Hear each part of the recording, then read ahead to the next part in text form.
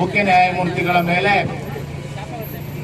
Supreme ಕೋರ್ಟಿನ ಒಬ್ಬ ವಕೀಲರು ಶೂ ಎಸೆತಕ್ಕಂಥ ಒಂದು ಪ್ರಯತ್ನ ಮಾಡಿದ್ದಾರೆ. ಆ ಪ್ರಯತ್ನವನ್ನ ಖಂಡಿಸಿ ನಾವು ಇವತ್ತು ಇಲ್ಲಿ ಪ್ರತಿಭಟನೆಯನ್ನ ಮಾಡ್ತಾ ಇದ್ದೀವಿ. ನಮ್ಗೆಲ್ರಿಗೂ ವಿಚಾರ ಏನು ಅಂತ ಸ್ಪಷ್ಟವಾಗಿ ಗೊತ್ತಿದೆ ಅಂತ ನಾನು ಅನ್ಕೊಳ್ತೀನಿ. ಸುಪ್ರೀಂ ಕೋರ್ಟಿನ ಮುಖ್ಯ ನ್ಯಾಯಾಧೀಶರ ಬೆಂಚಿನ ಮುಂದೆ ರಾಕೇಶ್ ಕಿಶೋರ್ ಅಂತಕ್ಕಂಥವ್ರು ಒಂದು ಅರ್ಜಿಯನ್ನ ಹಾಕಿದ್ರು.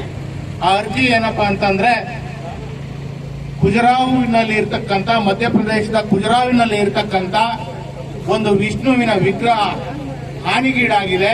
ಅದರ ರುಂಡ ಮತ್ತು ಮುಂಡ ಬೇರೆ ಆಗಿದೆ. ಅದನ್ನ ಸರಿಪಡಿಸಬೇಕು ಅರ್ಜಿಯನ್ನ ಹಾಕಿದ್ರು. ಆ ಅರ್ಜಿಯನ್ನ ವಿಚಾರಣೆ ಮಾಡಬೇಕಾದಂತಹ ಸಂದರ್ಭದಲ್ಲಿ ಮುಖ್ಯ ನ್ಯಾಯಾಧೀಶರು ಈ ಅರ್ಜಿ ನೀವು ಏನು ಹಾಕಿದ್ದೀರಾ, ನೀವೇನು ಆ ವಿಷ್ಣುವಿನ ವಿಗ್ರಹದ ಬಗ್ಗೆ ವಿಚಾರವನ್ನ ಈ ಅರ್ಜಿಯಲ್ಲಿ ಪ್ರಸ್ತಾಪ ಮಾಡಿದ್ದೀರಾ, ಆ ಒಂದು ವಿಗ್ರಹ ಮತ್ತು ಅದು ಇರ್ತಕ್ಕಂಥ ಜಾಗ ವಿಶ್ವ ಪಾರಂಪರಿಕ ತಾಣದ ಅಡಿಯಲ್ಲಿ ಬರ್ತದೆ. ಯುನೆಸ್ಕೋದಲ್ಲಿ ಅದು ವಿಶ್ವ ಪಾರಂಪರಿಕ ತಾಣ ಅಂತ ಗುರುತಿಸಲ್ಪಟ್ಟಿದೆ. ಮತ್ತು ಆ ವಿಗ್ರಹವನ್ನ ಏನಾದರೂ ಮಾಡಬೇಕಾದ್ರೆ ಆರ್ಕಿಯಾಲಜಿಕಲ್ ಏನು ಪುರಾತತ್ವ ಇಲಾಖೆ ಅಂತೀವಿ, ಆ ಇಲಾಖೆಯ ಅನುಮತಿ ಬೇಕಾಗ್ತದೆ. ನೀವು ಅಲ್ಲೆಲ್ಲಾದ್ರೂ ಪ್ರಶ್ನೆ ಮಾಡಬೇಕೆ ಹೊರತು ಈ ರೀತಿ ಸುಪ್ರೀಂ ಕೋರ್ಟಿಗೆ ಅರ್ಜಿಯನ್ನ ತರೋದು ಸೂಕ್ತ ಅಲ್ಲ ಅಂತ ಹೇಳಿ ಅರ್ಜಿಯನ್ನ ವಜಾ ಮಾಡತಕ್ಕಂತ ಆದೇಶವನ್ನ ಮಾಡ್ತಾರೆ. ಆ ಸಂದರ್ಭದಲ್ಲಿ ಆ ವಕೀಲ ಕೇಳ್ತಾರೆ, ಹಾಗಾದ್ರೆ ನಾವೇನ್ ಮಾಡಬೇಕು ಅಂತ. ಸಹಜವಾಗಿ ತಮಗೆಲ್ಲ ಗೊತ್ತಿದೆ, ಕಾನೂನಿನಲ್ಲಿ ನಮಗೆ ನ್ಯಾಯ ಸಿಕ್ಕಲಿಲ್ಲ ಅನ್ನೋ ಭಾವನೆ ಸಿಕ್ಕಿದ್ರೆ ದೇವರ ಮರೆಗೆ ಹೋಗ್ತೀವಿ. ಅದೇ ರೀತಿಯಲ್ಲಿ ನಮ್ಮ ಸುಪ್ರೀಂ ಕೋರ್ಟಿನ ಮುಖ್ಯ ನ್ಯಾಯಾಧೀಶರು ನೀನು ಆ ದೇವರನ್ನೇ ಕೇಳಬೇಕಪ್ಪ ಅಂತ ಹೇಳ್ತಾರೆ. ಅದೇನೋ ಆದೇಶ ಅಲ್ಲ, ಮೌಖಿಕವಾಗಿ ಮಾತನಾಡಿರ್ತಕ್ಕಂಥದ್ದು. ಅದ್ರ ಬಗ್ಗೆ ಅವರು ಆಮೇಲೆ ಸ್ಪಷ್ಟೀಕರಣವನ್ನು ಕೊಡ್ತಾರೆ. ನನಗೆ ಯಾವುದೇ ಧರ್ಮವನ್ನಾಗ್ಲಿ ದೇವರನ್ನಾಗ್ಲಿ ಅಪಮಾನ ಮಾಡತಕ್ಕಂಥ ಉದ್ದೇಶ ಇಲ್ಲ ಅಂತಕ್ಕಂಥದ್ದನ್ನ ಸ್ಪಷ್ಟಪಡ್ತಾರೆ. ಆದ್ರೆ ಆ ಹೇಳಿಕೆ ಸುಪ್ರೀಂ ಕೋರ್ಟ್ ನಲ್ಲಿ ಅರ್ಜಿ ವಜಾ ಆದ ತಕ್ಷಣ ಏನು ನಾವಿವತ್ತು ಹೇಳ್ತಾ ಇದ್ದೀವಿ, ಸನಾತನ ಧರ್ಮಕ್ಕೆ ಅಪಮಾನ ಆಗಿದೆ ಅಂತ ಹೇಳಿ ಈ ಕರಿಟೋಪಿ ಸಂಘಟನೆಯವರು ಸಾಮಾಜಿಕ ಜಾಲತಾಣಗಳಲ್ಲಿ, ಪತ್ರಿಕೆಗಳಲ್ಲಿ ಮತ್ತು ಟಿವಿ ಮಾಧ್ಯಮಗಳಲ್ಲಿ ಎಲ್ಲ ಕಡೆಗಳಲ್ಲೂ ನಮ್ಮ ಸನಾತನ ಧರ್ಮಕ್ಕೆ ನ್ಯಾಯಾಧೀಶರು ಅವಮಾನ ಮಾಡಿದ್ದಾರೆ ಅಂತಕ್ಕಂಥ ಮಾತನ್ನ ಪ್ರಚಾರಪಡಿಸ್ತಾ ಬಂದರು. ಅದರಿಂದ ಉದ್ರೇಕಿತನಾದಂತ ಸಂಘ ಪರಿವಾರದ ಬಗ್ಗೆ ಒಲವನ್ನು ಇಟ್ಕೊಂಡಿರ್ತಕ್ಕಂಥ ರಾಕೇಶ್ ಕಿಶೋರ್ ಅಂತ ಯಾರು ಅರ್ಜಿ ಸಲ್ಲಿಸಿದ್ದೋ ಆ ವ್ಯಕ್ತಿ ಶೂ ಅನ್ನ ಮುಖ್ಯ ನ್ಯಾಯಾಧೀಶರ ಮೇಲೆ ಎಸೆಯುತ್ತಾರೆ. ನಾವು ಇದನ್ನ ಅರ್ಥ ಮಾಡ್ಕೋಬೇಕು. ಎಸೆದಿರೋದು ರಾಕೇಶ್ ಕಿಶೋರ್ ಎಂಬ ವಕೀಲ ಆದ್ರೂ ಸಹಿತ ಅವನ ತಲೆಗೆ ಆ ವಿಚಾರವನ್ನ ತುಂಬಿತ್ತು.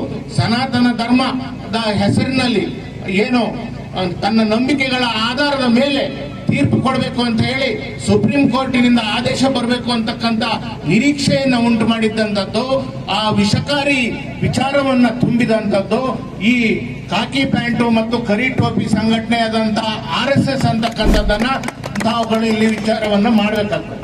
ಅದಾಗಿ ಸುಮಾರು ಆದರೂ ಸಹಿತ ಆ ವಕೀಲನ ಮೇಲೆ ಯಾವುದೇ ಕ್ರಮ ಆಗಿಲ್ಲ ಅಂತ ಹೇಳಿ ಇವತ್ತು ದೇಶಾದ್ಯಂತ ಹೋರಾಟವನ್ನು ನಡೀತಾ ಇದೆ. ಇವತ್ತು ನಮ್ಮ ಸಿಟ್ಟು ನಮ್ಮ ಮನಸ್ಸಿಗೆ ಬಂದಿದೆ. ಇವತ್ತು ಏನು 100 ವರ್ಷ ಆಯ್ತು ಅಂತ ಹೇಳಿ RSS ನವರು ದೇಶಾದ್ಯಂತ ದೊಣ್ಣೆ ಹಿಡ್ಕೊಂಡು ಲಾಠಿ ಹಿಡ್ಕೊಂಡು ಮೆರವಣಿಗೆ ಮಾಡ್ತಾ ಇದ್ದಾರೆ. ನಾವಿವತ್ತು ಪಂಜನ್ನ ಹಿಡ್ಕೊಂಡು ಮೆರವಣಿಗೆ ಮಾಡ್ತಾ ಇದ್ವಿ. ಇದರ ಅರ್ಥ ಏನಪ್ಪಾ ಅಂತಂದ್ರೆ, ಪಂಜು ಅಂದ್ರೆ ಬೆಂಕಿ. ಈ RSS ನಮ್ಗೆ ಸಿಟ್ಟು ಬಂದ್ರೆ ಈ RSS ಅನ್ನ ಸುಟ್ಟು ಬೂದಿ ಮಾಡ್ತೀವಿ ಅಂತಕ್ಕಂಥ ಒಂದು ಬೆಂಕಿಯನ್ನು ನಾವು ದೇಶದಲ್ಲಿ ಪ್ರಚಾರವನ್ನ ಮಾಡ್ತಾ ಇದ್ವಿ. ನಮಗೂ ಸಹಿತ ಶಕ್ತಿ ಇದೆ ಅಂತಕ್ಕಂತ ಒಂದು ವಿಚಾರವನ್ನ ನಾವಿಲ್ಲಿ ಹೇಳೋದಿಕ್ಕೆ ಸೇರಿದ್ದೇವೆ. ಕರಿಟೋಪಿ ಸಂಘಟನೆಯ ಒಂದು ಪ್ರಮುಖ ಹುದ್ದೆಯಲ್ಲಿ ಇರ್ತಕ್ಕಂಥ BL ಸಂತೋಷ್ಗೆ ಯಾರಾದ್ರೂ ಬೈದ್ರೆ ಶೂ ಎಸೆಯೋದು ಬೇಡ, ಹೊಡೆಯೋದು ಬೇಡ, ಏನು ಬೇಡ, ಆದ್ರೆ ಒತ್ತು ಒಳಗಾಗ್ತೀವಿ ಅಂತ ಹೇಳಿ ಒತ್ತು ಒಳಗಾಗ್ತಕ್ಕಂಥ ಸರ್ಕಾರಗಳು ನಮ್ಮಲ್ಲಿದ್ದಾವೆ. ಆದ್ರೆ ಮುಖ್ಯ ನ್ಯಾಯಾಧೀಶರ ಮೇಲೆ ಶೂ ಎಸೆದ್ರೆ ಯಾವುದೇ ಕ್ರಮ ಕೈಗೊಳ್ತಕ್ಕಂತ ಧೈರ್ಯ ಇಲ್ಲದಂತ ಕೇಂದ್ರ ಸರ್ಕಾರ ಇವತ್ತು ನಮ್ಮ ರಾಜ್ಯದಲ್ಲಿ, ನಮ್ಮ ದೇಶದಲ್ಲಿ ಇದೆ ಅಂತಂದ್ರೆ ಅದರ ಹಿಂದೆ ಆ ಸರ್ಕಾರಕ್ಕಿಂತ ಮೇಲಿರ್ತಕ್ಕಂತ RSS ಸಂಘಟನೆ ಇದೆ ಅಂತಕ್ಕಂಥದ್ದನ್ನ ನಾವು ಮನಗಾಣಬೇಕಾಗ್ತದೆ. ಈ ಶೂ ಎಸ್ತಿರೋದು ನೀವು ರಾಕೇಶ್ ಕಿಶೋರ್ ಅನ್ಕೋಬಹುದು, ಆದ್ರೆ ನಿಜವಾಗಿ ಈ ಶೂ ಎಸೆಯೋದಕ್ಕೆ ಕಾರಣ ಆಗಿರ್ತಕ್ಕಂಥದ್ದು ರಾಕೇಶ್ ಕಿಶೋರ್ ಅಲ್ಲ, RSS ನ ನಾಗಪುರದ ಒಂದು ಸಂಘಟನೆ ಅಂತಕ್ಕಂಥದ್ದನ್ನ ತಾವುಗಳು ಮನಮಾಡಬೇಕಾಗ್ತದೆ. ನಾವಿವತ್ತು ನಮ್ಮ ಏನು ಇದನ್ನ ಯಾಕೆ ಮಾಡ್ತಾ ಇದ್ದಾರೆ ಅಂತಂದ್ರೆ ನಮ್ಮನ್ನ ಪರೀಕ್ಷೆ ಮಾಡ್ತಾ ಇದ್ದಾರೆ. ಪ್ರಧಾನಿಯವರು ಹೇಳಿದ್ರು ಇಡೀ ದೇಶ ಕೆರಳಿದೆ ಅಂತ ಹೇಳಿ. ಆದ್ರೆ ತಾವು ಯೋಚನೆ ಮಾಡಬೇಕು, ಇದನ್ನ ಯಾಕೆ ಮಾಡಿದ್ರು ಅಂದ್ರೆ ನಿಜವಾಗ್ಲೂ ಈ ದೇಶ ಕೆರಡ್ತದ ಅಂತಕ್ಕಂಥ ಪರೀಕ್ಷೆಯನ್ನ ಮಾಡೋದಿಕ್ಕೆ ಈ ಒಂದು ಶೂ ಎಸೆಯೋದ್ರ ಮುಖಾಂತರ ಏನು ಈ ಸಂವಿಧಾನವನ್ನ ನಾಶ ಮಾಡೋದಿಕ್ಕೆ ನಮ್ಗೆ ಸಾಧ್ಯನಾ ಅನ್ನೋದನ್ನ ಕಂಡುಕೊಳ್ಳೋದಿಕ್ಕೋಸ್ಕರ ಈ ಶೂ ಎಸಿತಕ್ಕಂಥ ಕೆಲಸವನ್ನ ಮಾಡಿದ್ದಾರೆ. ಶೂ ಎಸೆಯೋದು ಅಂತ ಅಂದ್ರೆ ಸಮಾನತೆಯನ್ನ ನಾಶ ಮಾಡೋದು, ಸಂವಿಧಾನವನ್ನ ನಾಶ ಮಾಡೋದು ಅಂತಕ್ಕಂಥದ್ದನ್ನ ನಾವಿವತ್ತು ಆಲೋಚನೆಯನ್ನ ಮಾಡಬೇಕಾಗ್ತದೆ. ಪ್ರಧಾನಿಯವರು, ಈ ದೇಶದ ಪ್ರಧಾನಿಯವರು ಹೊರಗಡೆ ಹೋದ್ರಲ್ಲೆಲ್ಲವ ಹೇಳ್ತಾರೆ ಒಂದು ಮಾತನ್ನ, ನಮ್ದು ಲ್ಯಾಂಡ್ ಆಫ್ ಬುದ್ಧ ಅಂತ, ಅಂದ್ರೆ ಇದು ಬುದ್ಧನ ನಾಡು ಅಂತ ಹೇಳಿ. ಅವರು ಆದ್ರೆ ಈ ಬುದ್ಧನ ನಾಡು ಅಂತ ಹೇಳದೇ ಇದ್ರೆ ಹೊರದೇಶಗಳಲ್ಲಿ ಅವರಿಗೆ ಮಾನ್ಯತೆ ಸಿಗೋದಿಲ್ಲ.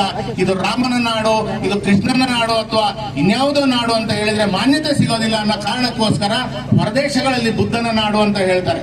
ಆದ್ರೆ ಬಾಬಾ ಸಾಹೇಬ್ ಅಂಬೇಡ್ಕರ್ ಅವರು ಈ ಸಂವಿಧಾನದ ಮೂಲಕ ಈ ಒಂದು ದೇಶವನ್ನ ಬುದ್ಧನ ನಾಡು, ಏನು ಸಮಾನತೆಯ ನಾಡಾಗಿ ಮಾಡಬೇಕು ಅಂತ ಹೇಳಿ ಹೊರಟಿರ್ತಕ್ಕಂಥದ್ದನ್ನ ತಾವು ಕಂಡಿದ್ದೀರಾ. ಅದಕ್ಕೋಸ್ಕರನೇ ಅವರು ಈ ಸಂವಿಧಾನವನ್ನ ಬರೆದಿದ್ದಾರೆ. ಹಾಗಾಗಿ ಈ ಸಂವಿಧಾನವನ್ನ ನಾವು ಉಳಿಸ್ಕೋಬೇಕು. ಆ ಉಳಿವಿಗಾಗಿ ನಾವು ಯಾವುದೇ ತ್ಯಾಗಕ್ಕೆ ಸಹಿತ ಸಿದ್ಧರಾಗಬೇಕು. RSSಗೋಸ್ಕರ ಭಯಪಡೋರಾಗ್ಲಿ, RSSಗೋಸ್ಕರ RSS ನ ಸಂಬಂಧ ಬೇಕು ನಮಗೆ, RSS ಗೆ ಬಗ್ಗೆ ಪ್ರೀತಿ ಇರೋರಾಗ್ಲಿ, RSS ನ ನಿಲುವನ್ನ ಒಪ್ಪದವರಾಗ್ಲಿ ನಮ್ಮ ಜೊತೆ ಬರಬೇಕಾದಂತ ಅಗತ್ಯ ಇಲ್ಲ.